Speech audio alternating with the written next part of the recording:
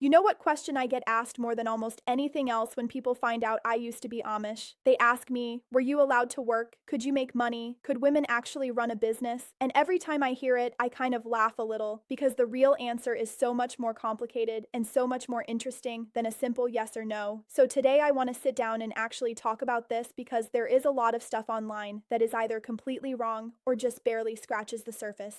And I think you deserve the full, honest picture. My name is Eliza. I grew up Old Order Amish in Pennsylvania, and I left the community as a young adult. I am not here to bash the Amish. I love a lot of things about how I was raised, but I am here to tell you the truth, the real, lived, day to day truth about what life was actually like, especially for women. And this topic, women in business, is one I feel very strongly about because I watched the women around me navigate it my entire childhood. So let me start with the question right away. Are Amish women allowed to run businesses? The straight answer is yes, they are. There is no written rule in any Amish church that says a woman cannot own or operate a business. I want to be very clear about that because a lot of people assume that since Amish society is patriarchal, women must be completely locked out of anything financial or entrepreneurial. That is not true. What is true is that it is complicated, and the complications are what most people never talk about. Here is the thing about Amish rules. Most of them are not actually written down anywhere. There is no official rule book that gets handed to you. The rules, which they call ordnung, are taught through community, through watching the people around you, through what the bishop says at church before communion twice a year, and through the very powerful social pressure of knowing what is expected of you. And when it comes to women running businesses, the unwritten rules are where everything actually lives. Growing up, I saw women around me making money all the time, selling eggs from their chickens, selling vegetables from the garden at a roadside stand, baking bread and pies that neighbors or even English people, which is what we called outsiders, would come and buy right from the house, quilting, which was huge. Women would spend months making a single quilt and sell it for what seemed like a lot of money to us. These were real businesses, even if nobody called them that. Nobody called them entrepreneurs, they just called it helping the family. And that word helping is actually very important to understand the whole picture. In Amish culture, when a woman ran a business, it was almost always framed as supplementing her husband's income. Even if she was making the majority of the household money, even if her husband had very little to do with the operation, the business would be described as something they were doing together. I saw this with my own eyes. A woman I knew ran a flower shop almost entirely by herself. Her husband farmed, but she would always say it was their shop, not because she was being dishonest, but because that framing made it acceptable. It fit inside the boundaries of what a wife was supposed to be, which is a helpmeet, a supporter, someone working alongside her husband rather than independently of him. The bishop's role in all of this mattered a lot too, and it varied depending on which community you were in. I have read about a woman in Lancaster County who was one of the first Amish women to open a quilt shop in the area. Her bishop, who was actually her uncle, told her she could have the business as long as she kept it inside the home. And she later said she was actually grateful for that because it kept her present when her children were small. That is a real example of how the church inserted itself, not by saying no outright, but by drawing a very specific line. You can do this, but only within these walls, literally.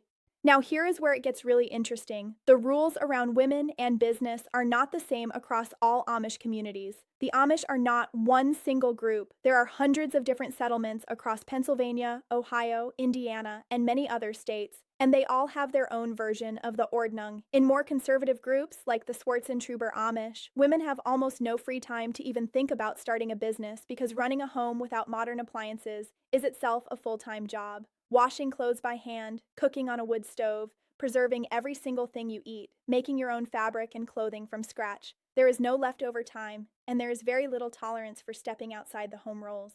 But in more progressive communities, especially in Lancaster County, which is one of the largest and most well-known Amish settlements in the world right here in Pennsylvania, things look very different.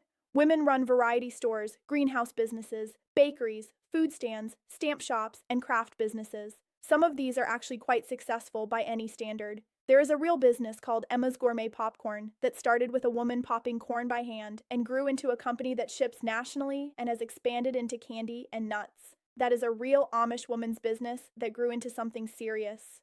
One thing that I think is really important to say is that the women who face the least pushback from their communities are widows and single women. If your husband died and he had a hardware store, everyone expected you to keep that business going. Nobody questioned it. You were surviving, you were providing for your family. That was completely accepted. Single women also had more freedom in some ways because the expectation of keeping a husband comfortable and children fed was not sitting on top of them quite as heavily. But if you were a married woman with young children, that is where the real social weight came down. It was not necessarily a formal rule. No bishop was going to show up at your door and say you are banned from selling baked goods. But the community would notice, your neighbors would talk, people would wonder if you were neglecting your children, neglecting your husband, neglecting your home. And in a world where community is everything, where your entire social life, your support system, your family relationships all exist within that one group of people, that kind of quiet judgment carries enormous weight. It shapes your choices whether you want it to or not. I also want to talk about technology because this is where things got really complicated for Amish women in business, especially in recent decades. If you wanted to grow your business, reach more customers, you needed things like a phone, maybe a computer, maybe the internet. And all of those things bumped up against church restrictions on technology. Some women found creative workarounds, a phone in the shop but not in the house, using solar panels and batteries to run a card reader. An herb shop owner I read about said she had plenty of chances to use the internet, but chose not to because she did not want to push against what the church was trying to hold on to. Other women in more progressive communities eventually did adopt those technologies, and their businesses grew, but sometimes at the cost of tension with the church. Here is my honest take on all of this as someone who grew up inside it and then left. Amish women are absolutely capable, smart, hardworking, and entrepreneurial. I saw that with my own eyes. The women around me were not waiting for permission to be resourceful. They were figuring out how to make things work within the walls they were given. And some of them built genuinely impressive things. But those walls were real.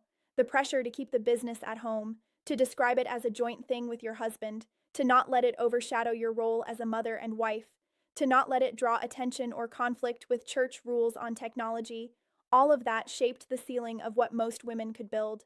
The freedom existed, but it always existed inside a framework, and whether that framework felt like protection or limitation probably depended on the woman, the community, and honestly the decade. Things have been slowly shifting, and more Amish women than ever before are working in business, some of them building enterprises that would surprise you. But the core tension between what a woman can do and what she is expected to do, that tension is still very much alive. I hope this gave you a real picture of something that is way more nuanced than a yes or no answer. If you want me to keep talking about what life was actually like growing up Amish in Pennsylvania, subscribe because there is so much more to tell.